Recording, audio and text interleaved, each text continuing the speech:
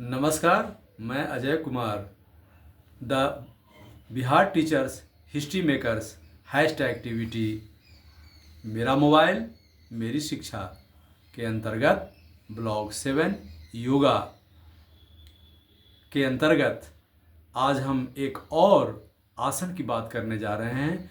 अभी जो हमारा सीरीज चल रहा है वह पवन मुक्त आसन का सीरीज है और पवन मुक्त आसन के सीरीज में जो आसन के बारे में बताने जा रहे हैं वह आज है जानु चक्रासन या जानु चक्र। पिछले एपिसोड में हमने जानु नमन पर बात किया था। आज हम जानु चक्रासन की बात करेंगे। हम ये क्यों कर रहे हैं? इसलिए कर रहे हैं कि हमारे कुछ विद्यार्थी ने यह शिकायत की कि सर जब हम पढ़ने के लिए बैठते हैं तो हमारे घुटने में, पिंडली में, कमर में इस सब में दर्द होने लगता है और इस दर्द के कारण हम पढ़ाई से मन भटक जाता है। तो क्या करें बच्चे को पता नहीं कि ऐसी अवस्था में क्या करनी चाहिए। तो कभी कभी उठ के इधर उधर घूमना शुरू करते हैं और घूमने में कंसंट्रेशन कभी कभी ख़राब हो जाता है। या बड़े लोग देख लेते हैं कि घूम रहा है तो उसको कोई काम दे देते हैं और काम में उनको उलझा देते हैं और फिर बहुत सारा समय चला जाता है और बच्चे को अंदर से पश्चाताप होता है कि हम नहीं उठते तो अच्छा होता। खैर, घर का सहयोग करना बहुत ही ज़रूरी है। यदि घर को सहयोग नहीं करेंगे तो फिर सुचारू ढंग से हमारा परिवार नहीं चलता है। तो इसके लिए नहीं घबराना। लेकिन यदि मेरी परीक्षा है और लंबे समय तक हमको बैठना ही है तो ऐसी अवस्था में यदि हमको घुटने में दर्द हो रहा है, कमर में दर्द हो रहा है, तो हमने जो पवन मुक्तासन का जो सीरीज चलाया है आप इसको देखिए। देखने के बाद इसको सीरीज से एक एक करके देखिए और इसको कीजिए। करने से आपको निश्चित रूप से सभी तरह के जोड़ों का जो दर्द है वो राहत मिलेगा। हम अपने सभी शिक्षकगणों और विद्यार्थियों को नमस्कार करता हूं और अब इस का प्रैक्टिकल स्वरूप मैं आपको दिखाता हूं। जानु चक्रासन का प्रैक्टिकल स्वरूप आप देखिए। थोड़ा सा वीडियो को ठीक कर दें। आपको दिख रहा होगा, सही है। तो ये प्रारंभिक स्थिति है। इस स्थिति में हम बैठ जाते हैं। प्रारंभिक स्थिति में आने के बाद हम दाहिने पैर को मोड़ते हैं और दोनों हाथों को, अंगुलियों को मिला करके भी ऐसा पकड़ सकते हैं, अन्यथा दोनों हाथ को पूरी तरह से ऐसा करके एक दूसरे हाथ के केहूनी को भी ऐसा पकड़ सकते हैं और इसको जितना हो सके आप इसको नज़दीक ले आइए। नज़दीक लाने के बाद अब इसको गोल गोल घुमाएंगे। ऐसा इसको पहले क्लॉकवाइज घुमाएंगे, ऊपर जाते हुए श्वास को लेंगे और कहाँ कहाँ तनाव हो रहा है इसको महसूस करेंगे। सजगता ध्यान रखना है। फिर इसको धीरे धीरे नीचे की ओर लाएंगे श्वास छोड़ते हुए। इसको गोल एक जीरो बनाएंगे बड़ा सा। श्वास लिए, श्वास छोड़े, श्वास लिए, श्वास छोड़े। कहाँ कहाँ खिंचाव हो रहा है उस पर हमको अपना ध्यान रखना है। जैसे ऐसा करते हैं तो इसमें और यहाँ पे ये खिंचाव आता है और प्रयास करना है अपनी रीढ़ की हड्डी, अपने बदन को सीधा रखने का प्रयास करना है और गोल बनाना है। 10 बार क्लॉकवाइज।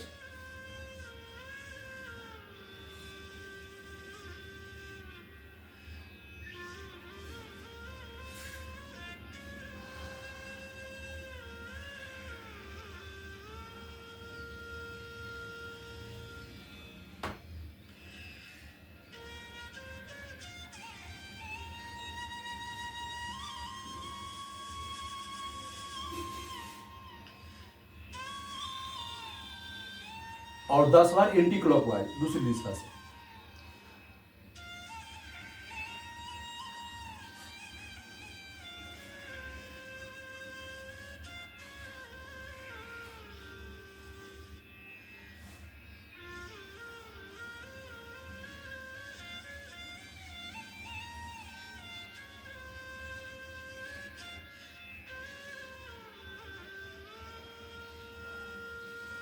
पैर के पंजे आगे की ओर रहेंगे।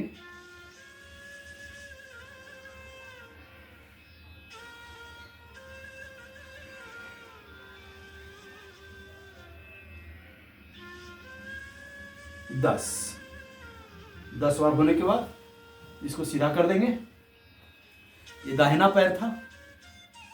अब बायां पैर को उसी प्रकार से खींचेंगे, इसको भी दोनों हाथ को पूरी तरह से इसमें समा देंगे, केहूनी को पकड़ लेंगे एक दूसरे हाथ से, इसको मोड़कर इसको भी पहले क्लॉकवाइज 10 बार करेंगे।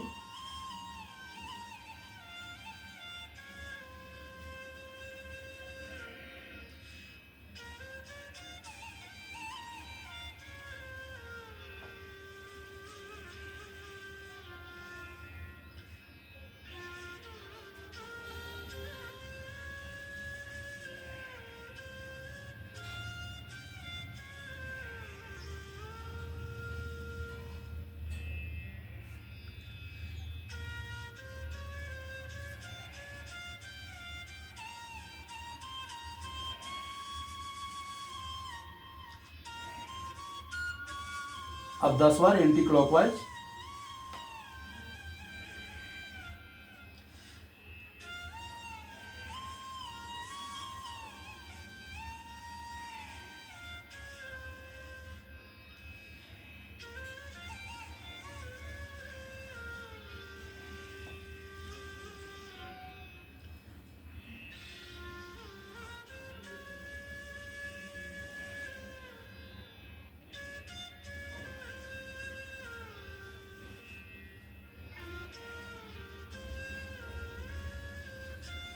ये 10 चक्र हो गया।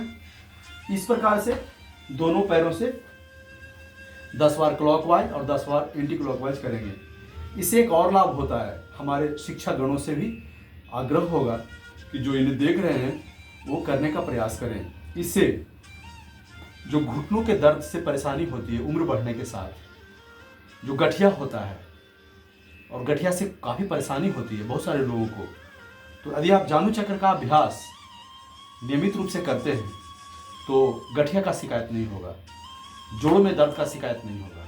आप इसे करके देखें। श्वास का ध्यान रखें और सजगता का ध्यान रखें। जब आप क्रिया को कर दें तो पूरी तरह से क्रिया में डूब जाएं। बहुत प्रसन्न मुद्रा में करें, प्रसन्न होकर के करें, है ना। चलिए, बहुत बहुत धन्यवाद। आज के लिए इतना ही। फिर अगले एपिसोड में मिलते हैं आपसे एक नए आसन के साथ। तब तक के लिए नमस्कार, धन्यवाद।